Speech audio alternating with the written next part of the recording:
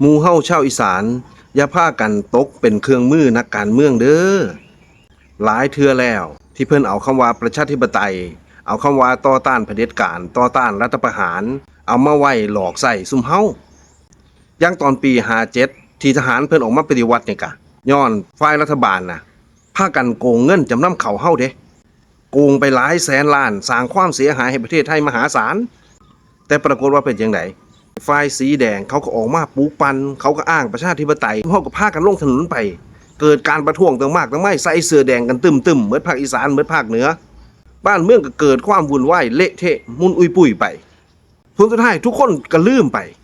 ว่าผู้ใดแน่คดโกงผู้ใดแน่คอร์รัปชันพากันติดคุกอยู่แซวๆตอนนี้ก็ยังมีคนหนีคดีไปเป็นยังไง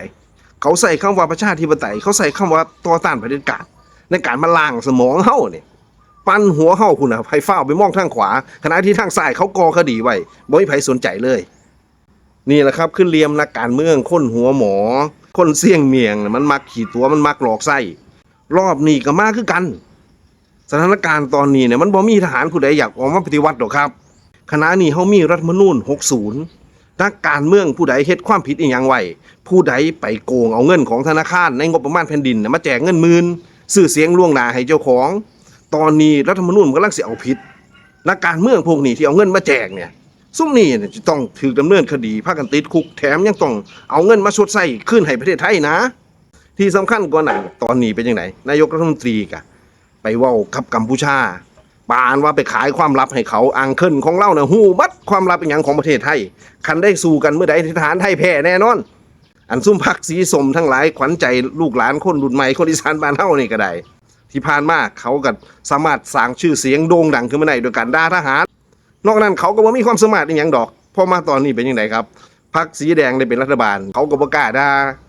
เขาก็บ่มีปัญญาสร้างผลงานอีหยังผลสุดท้ายก็ต้องใช้วิธีก็คือล้างสมองคนไทยโดยเฉพาะคนอีสานบ้านเฮานี่ล่ะให้พากันย่านทหารให้พากันย่านรัฐประหารอุปทานหมู่ไปสุดท้ายเขาสิล้างสมองเฮาเนี่ยไปลงถนนได้เนี่ยเขาสิให้เฮาไปชุมนุมเสื้อแดงไหมให้เฮาไปต่อต้านรัฐประหารให้เฮาไปต่อต้านเผด็จการซึ่งมันไม่มีอยู่จริง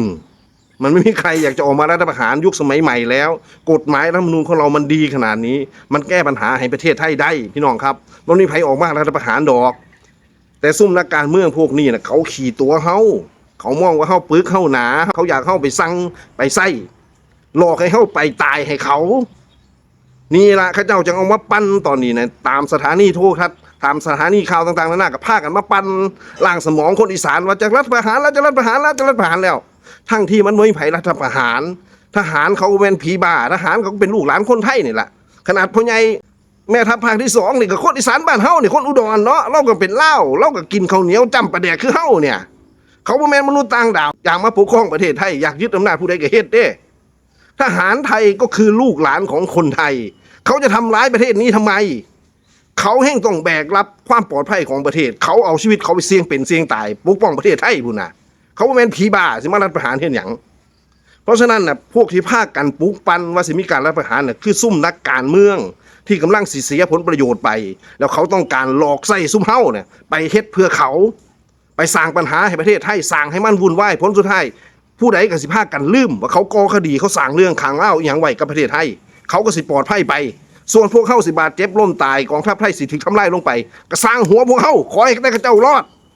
เพราะฉะนั้นพวกเฮาคนอีสานต้องพากันตื่นได้แล้วครับตื่นเถอะพี่น้องครับอย่าทุกเป็นเครื่องมือเขาคักหลายอย่าไปตายให้พวกซัวที่มันทำลายประเทศไทยคักหลาย